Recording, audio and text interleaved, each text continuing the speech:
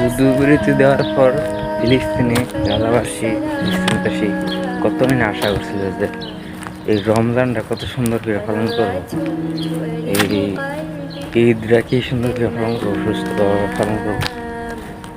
কিন্তু যুদ্ধবিরতি ভাঙ্গা কোনো বার্তা ছাড়াই, কোনো কিছু ছাড়াই অপরিকৃত হামলা অনেক কিছু করছে ইসরায়েলি নেতানিয়াহু। তো কোনো বার্তা ছাড়া এসব হামলা করার পর তারা তারা কিন্তু অনেক সুখী আছে, আলহামদুলিল্লাহ তারা অনেক সুখী আছে। তারপর তারা আল্লাহর কাছে লাখ লাখ শুক্রিয়া জানায়।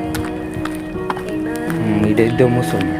হ্যাঁ, সবাই তারা দুজন দোয়া করবেন তারা যেন এবং তারা যেন তারা পূর্ণভূমি ফিরে পায়। তারা যেন অনেক দোয়া করবেন আল্লাহ যেন তারা নিজের দেশ প্রতিষ্ঠানে স্বাধীন করে। যে ভাই আমি যে পারতাম ফিলিস্তিনিকে সেটা তাদের লোকে কাদের মিলে সেটা যুদ্ধ করতাম, কিন্তু ভাই এটা সম্ভব না। তো সবাই প্রতিবাদ করেন, নিজের নিজ জায়গা থেকে প্রতিবাদ করেন, প্রতিবাদ করে জানান দেন এবং দেখা যাক আপনি আপনার জায়গা থেকে প্রতিবাদ করলেন, এটা বিশ্ববাসীর কাছে একটু বার্তা পাওয়া দিলেন। করে এদের ইহুদিরকে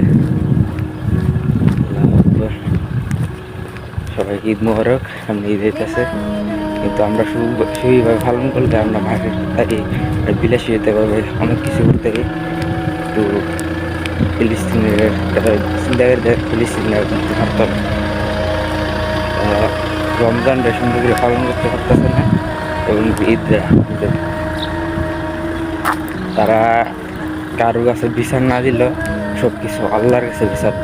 তারা একটা কথাই বলে যে হাসর মার আল্লাহর কাছে বিচার, সব কিছু সময় লাগতেছে আল্লাহর কাছে বিচার দিব। বুঝলেন, বেশি ইয়ে আছে না, আল্লাহর কাছে বিচার দিই। আল্লাহ সব ইহুদিকে হেদায়েত করে, এদের উপর লানত বর্ষিত। আল্লাহ আকবার।